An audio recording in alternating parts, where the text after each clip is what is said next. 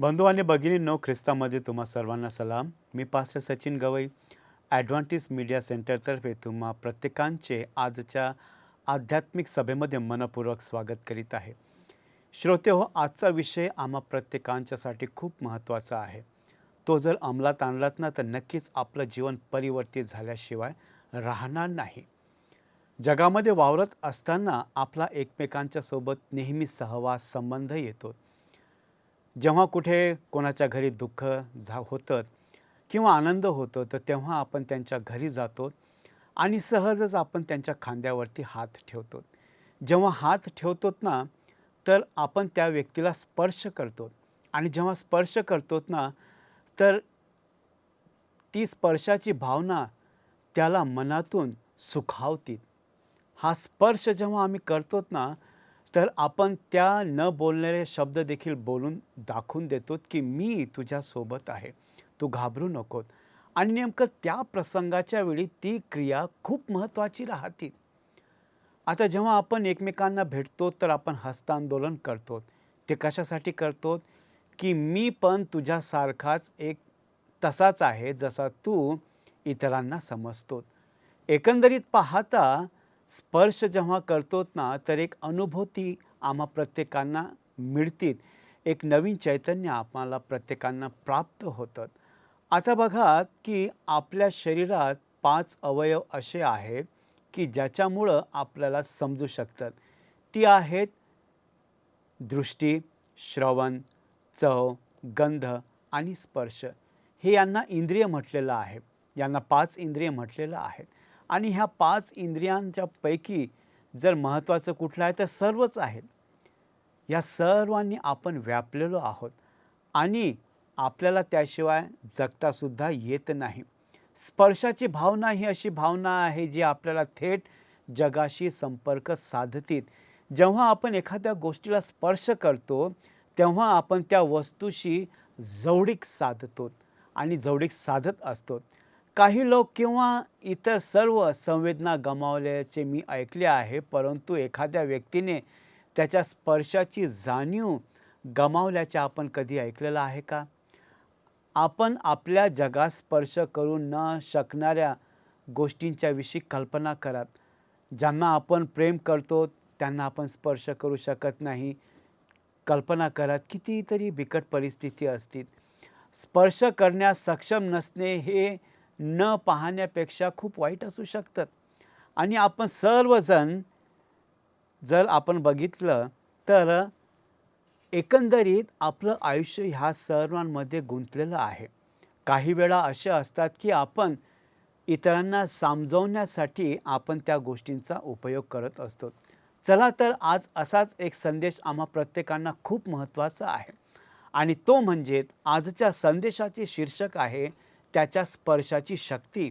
यासाठी जो शास्त्रभाग निवडलेला आहे तो आहे मत्तय शुभवर्तमानाचा 8वा अध्याय 1 ते 4 वचन. तुमच्या लक्षातच आलं असेल मी कशाविषयी बोलत आहे. तरीही पण आज आपण ते सविस्तर समजून घेऊयात की नेमकं आम्हाला करायचं तरी काय आहे आणि हा शास्त्रभाग आम्हाला नेमकं काय सुचवत आहे.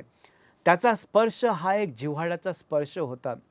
येशूने जेव्हा या कुष्ठरोग्याला स्पर्श केला त्याने त्या माणसाच्या जीवनात घनिष्ठ सहभागी होण्याची इच्छा दर्शविली. त्याचा स्पर्श एक शक्तिशाली स्पर्श होता. तो सायमन पेत्राला पेत्र बनू शकला किंवा शिमोन पेत्राला ज्याला म्हटलेलं आहे त्याला पेत्र बनवतो. याकोबाला स्पर्श करतो आणि जुना फसवणूक करणारा इस्रायल बनतो. त्याच्या स्पर्शाने अब्राहमाचे रूपांतर होते. त्याच्या स्पर्शाने प्रत्येक गोष्टी परिवर्तित होतात. त्याच्या स्पर्शाने पराभूत एलियाचे रूपांतर झालेले होते. त्याच्या स्पर्शाने जुना जो मोशे होता त्याचे देखील परिवर्तन झालं आणि तो एक महान नेता असा झाला. त्याच्या स्पर्शाने देवाच्या रडणाऱ्या संदेष्टात इर्मिया नावाचा व्यक्तीचे देखील रूपांतर झालेले होते. एकंदरीत पाहता त्याचा स्पर्श हा शक्तिशाली स्पर्श आहे. त्याचा स्पर्श एक बदलवणारा स्पर्श आहे. मानवता ही केवळ माती आहे. जोपर्यंत तो आपल्याला स्पर्श करत नाही तोपर्यंत जन्म आणि कबरेच्या दरम्यान आपण वेळ घालवतो. जेव्हा तो करतो तेव्हा सर्व काही बदलून जाते. मला आज ख्रिस्ताच्या जीवनातील काही घटनांकडे बघण्याचा थोडा वेळ घालवायचा आहे, जे त्याच्या स्पर्शाची शक्ती दर्शवितात. जर तुम्ही त्याला ओळखत नसाल तर तो तुमच्यासाठी काय करू शकतो हे मला तुम्हाला दाखवायचे आहे. मी तुम्हाला दाखवू इच्छितो की प्रभू येशू ख्रिस्ताच्या स्पर्शात सामर्थ्य आहे. आमेन. आम्ही तो विचार एका मताने आणि एक चित्ताने करणार आहोत आणि काही मिनिटे तुम्ही मला द्या. बघा, तुमचं जीवन परिवर्तित झाल्याशिवाय राहणार नाही. ते रोग्याचे रूपांतर करते. येशू पेत्राच्या सासूला स्पर्श करतो आणि ती बरी होती. त्यानंतर त्याचा स्पर्श पाप शुद्ध करतात आणि पाप्याला व्यर्थातून जीवनात बदलतो. तो बहिऱ्याचे रूपांतर करतो. येथे एक माणूस होता, मार्क शुभवर्तमानाचा 7वा अध्याय आणि 33व्या वचनामध्ये, जो कोणाशीही संवाद साधू शकत नव्हता. तो ऐकू किंवा बोलू शकत नव्हता. परंतु जेव्हा येशूने त्याला स्पर्श केला तेव्हा सर्व काही बदलले. तो हरवलेल्या पापी व्यक्तींसाठी देखील तसेच करतो. तो ज्यांना देवाने वाचवले आहे त्याला स्पष्ट ऐकण्याची क्षमता आणि त्याच्याशी उघडपणे बोलण्याचा अधिकार आणि विशेष अधिकार दिला आहे. ते अंधारात बदलते. योहान शुभवर्तमान याचा 9वा अध्याय आणि 6वं वचन, येथे एक माणूस आहे जो जन्माचाच आंधळा आहे. प्रभू येशूच्या स्पर्शाने त्याला चमत्कारिकरित्या बरे केले आणि तो पूर्णपणे बरा झाला. आता तो पाहू शकतो. जेव्हा तो आपल्या डोळ्यांना स्पर्श करतो तेव्हा तो आध्यात्मिक डोळे उघडतो. यशया याचा 42वा अध्याय 5 ते 7 वचन, त्याची मुले अशी गोष्टी पाहतात ज्याबद्दल त्यांनी पूर्वी कधीही विचार केला नव्हता. ते नशीब बदलतात.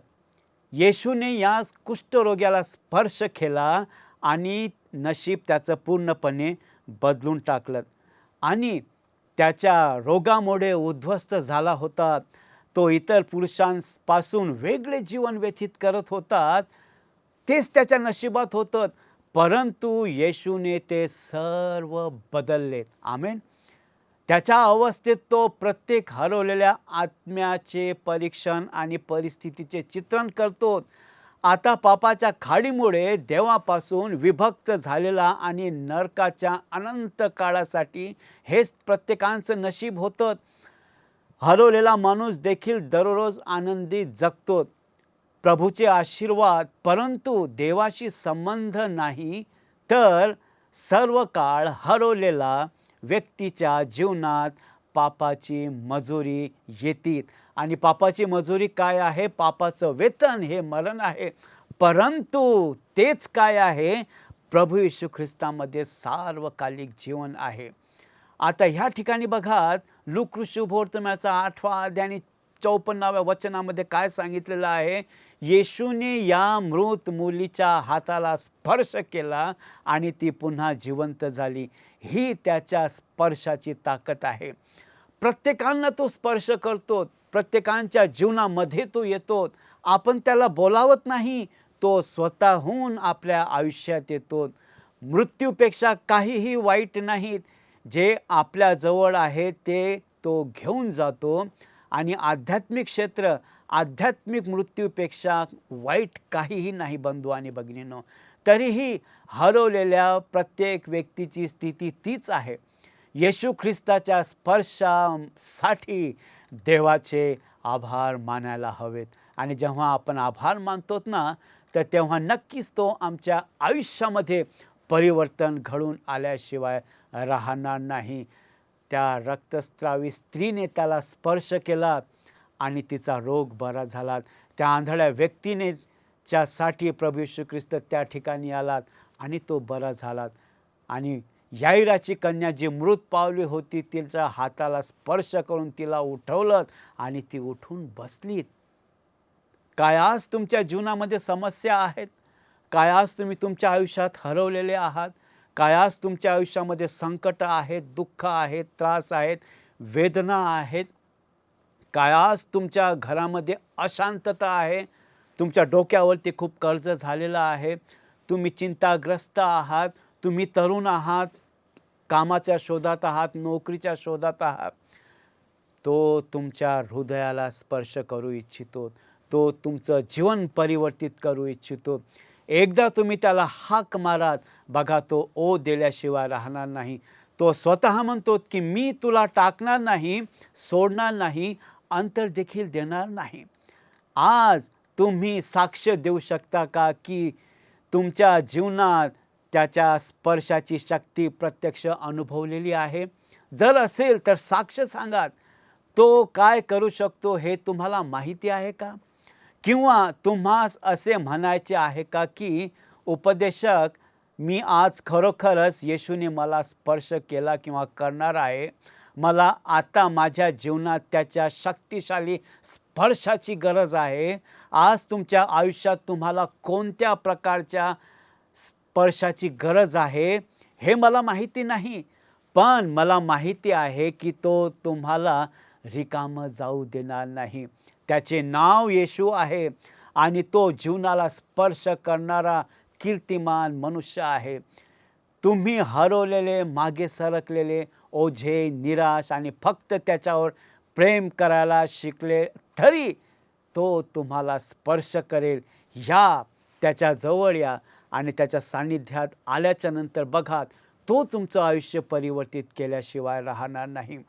देव प्रत्येकांच्या आयुष्यात येतो. त्याने प्रभूला पाठवलेला आहे आणि प्रभूच आपला मार्गदर्शक आहे. जर तो त्या व्यक्तींना स्पर्श करू शकतो तर तो तुम्हाला देखील स्पर्श करू शकतो. जर तो त्यांच्या जीवनात येऊ शकतो तर तो तुमच्याही जीवनात येऊ शकतो.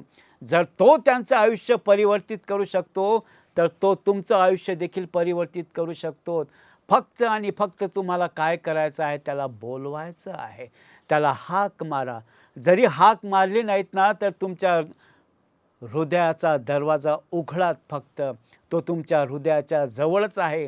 तो म्हणतो प्रगटीकरणाचा 3 अध्याय 20 वचन पहा, मी दाराजवळच आहे, दार ठोकत आहे. जर तुम्ही उघडाल ना तर त्या सर्व समस्या बाहेर निघून जातील. कारण की आतमध्ये येणारा हा खूप महान आहे, हा खूप दैवी आहे, हा खूप प्रकाशमय आहे. तो दयेचा सागर आहे. त्याच्या देण्यामध्ये अंत नाहीत आणि ज्या ठिकाणी तो राहतोत ना ते ठिकाण तो आशीर्वादित, ते ठिकाण तो प्रकाशमय केल्याशिवाय राहणार नाही. जर तुम्हाला वाटत आहे की परिस्थिती आपल्या आवाक्याबाहेरची आहे, आज त्याला बोलवा. तो तुम्हाला स्पर्श करेल आणि जेव्हा तो स्पर्श करेल ना तेव्हा तो तुमच्या जीवनातल्या सर्व गोष्टी, निराशा, अंधकार दूर करेल आणि तुमचं आयुष्य प्रकाशमय करेल. आणि हे समजण्यासाठी देवबाप आम्हा प्रत्येकांना सहाय्य आणि मार्गदर्शन करोत.